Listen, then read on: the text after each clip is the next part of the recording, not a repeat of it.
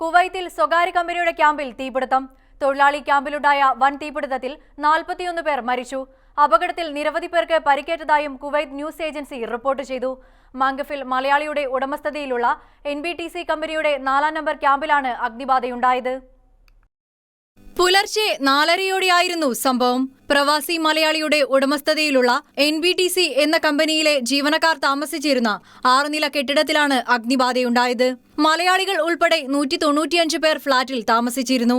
ഇവിടത്തെ സുരക്ഷാ ജീവനക്കാരന്റെ മുറിയിൽ നിന്നാണ് തീ പടർന്നതെന്നാണ് പ്രാഥമിക നിഗമനം. ഫ്ളാറ്റുകളിൽ നിന്ന് ചാടി രക്ഷപ്പെടാനുള്ള ശ്രമത്തിനിടയിലും പുക ശ്വസിച്ചുമാണ് മിക്കവർക്കും പരിക്കേറ്റത്.